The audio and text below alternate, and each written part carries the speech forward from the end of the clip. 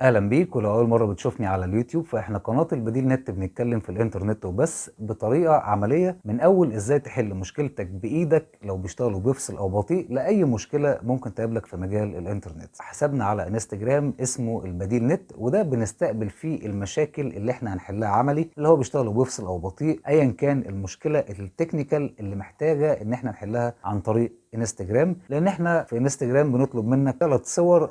اول واحده لشكل التركيب عندك او الوصلات عندك عامله ازاي، تصور لنا بس المكان اللي فيه التوصيله، السبليتر بالسلك بتاعه، او اذا كان جاي من الشارع على طول بالحام او ار جي او المكان بس اللي فيه شكل التركيبه. وبنطلب منك صوره لقرايات الخط بتاعك من جوه الراوتر نفسه علشان نشوف الماكس رين بتاعك كام.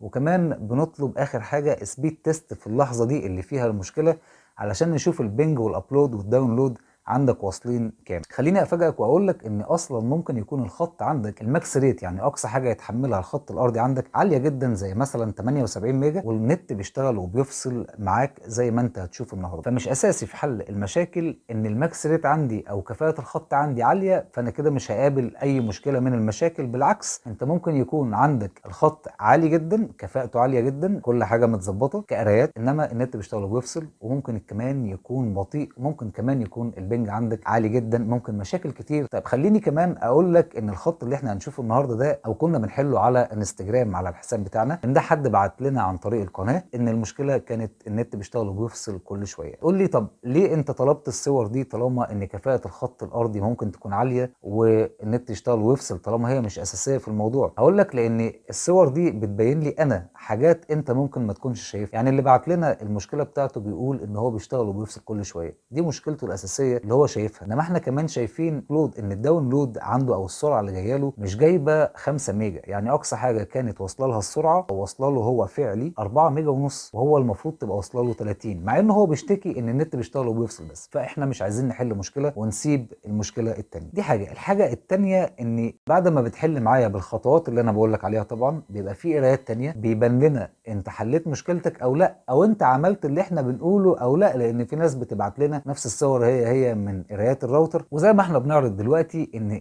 الخط اللي احنا شايفينه من قرايات الراوتر بيقول لك ان اقصى حاجه يتحملها الخط في اللحظه دي 78 ميجا، وبيشتغل وبيفصل.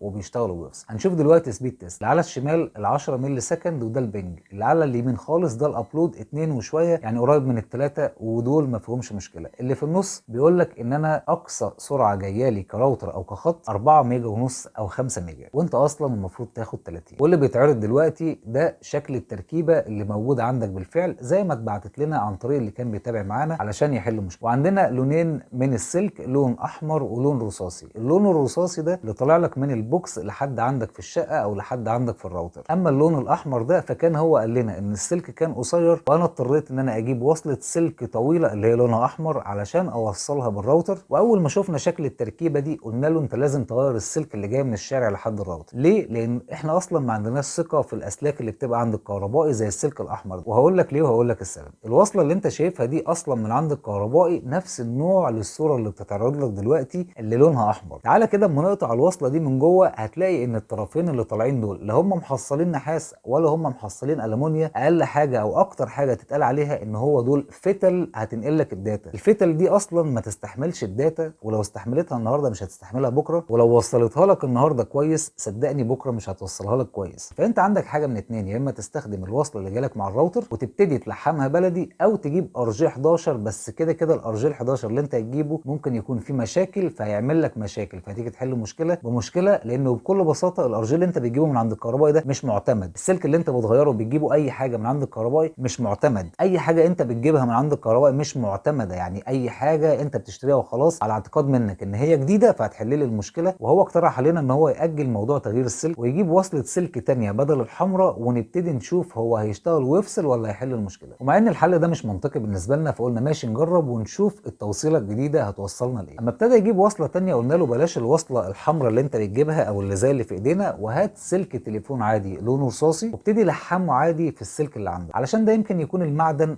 افضل شويه من الفتل اللي انت شغال بيه. وبعد ما جاب زي ما احنا شايفين في الصوره السلك الرصاصي من عند الكهربائي وابتدى يلحم الاثنين مع بعض، شفنا القرايات دي. الماكس ريت بتاع الخط بدل ما هو 78 ب 84، يعني كفاءة الخط عليت بدل 78 84، يعني تقريبا بنتكلم في 6 ميجا فرق. ده يخليك تعتقد ان المشكلة اتحلت. خلينا نكمل ونشوف المشكلة اتحلت في الاخر ولا لا. اما السبيد تيست دلوقتي بيقول لك ان الرقم اللي في النص اللي كان جاي اخره 4.5 ميجا او 5 ميجا، السرعة ابتدت تيجي كاملة ل 26 وشوية، يعني تقريبا داخل على ال 30. فانت كده حليت مشكلة ان السرعة جايه لك قليلة وابتدت السرعة تجيلك كاملة. ما فاضلش قدامنا غير اننا نعرف هو كده النت بيشتغل وبيفصل، ولا الراجل اللي جالك على الانستجرام ده انت حليت له مشكلته ولا لا. هقول لك من البداية خالص، انا قلت لك ان المشكلة في السلك الرئيسي اللي جاي من البوكس لحد عندك، والسلك ده مش محتاج ان هو يتلحم في حاجة تانية، وعايزين نغيره ونجيبه حتة واحدة لحد الراوتر. لان الكلام بالعقل وبالمنطق كده ان انت كان عندك الوصلة الحمراء كانت عاملة لك مشاكل، فالطبيعي اما انت تجيب وصلة تانية من عند الكهربائي اللي هي لونها رصاصي برضه وتخلي النت يشتغل ويفصل عندك، يبقى انت لا عندك مشكلة في الوصلة الحمراء ولا عندك مشكلة في الوصلة الجديدة. ما فاضلش قدامك غير السلك الرئيسي او السورس بتاعك اللي هو جاي لك من البوكس، هو ده اللي ما اتغيرش. وعشان تبتدي تحل مشكلة ان النت بيشتغل وبيفصل فلازم تغير السلك اللي جاي لك من البوكس، وده اللي احنا قلناه بالظبط للي تابع معانا على انستجرام. واكتر الكلام على انستجرام بيخلص بهعمل ده وهقول لك، او هعمل اللي انت قلت لي عليه وهرد عليك. وبصراحة بعد ما بيتقفل الكلام بهعمل ده وهرد عليك ما بيجيلناش اي رد، بس احنا في الاخر بنبقى عارفين ان المشكلة عندك في تغيير السلك، وبيبقى اللي ما ردش علينا ده بيبقى حاجة من اتنين: يا اما هو لسه ما غيرش السلك بتاعه فما ردش علينا، او يكون غير السلك بتاعه وحل المشكلة بتاعته عن طريقنا وبرضه ما ردش علينا. كده او كده مش هيبقى فارق معانا، لان احنا عارفين اصلا المشكله فين وحلها فين. فانت رديت في الاخر او ما ردتش، احنا عرفنا ان انت حليت مشكلتك عن طريق القناه. بس في الاخر اقول لك، لو انت هتيجي على انستجرام علشان نحل لك مشكلتك، زي ما هو من حقك علينا ان احنا ندي لك من وقتنا علشان نحل لك مشكلتك، احنا كمان من حقنا عليك بعد ما نحل لك مشكلتك تقول لنا مشكلتك اتحلت او لا. الموضوع سهل وبسيط. اشوفكم على خير ان شاء الله.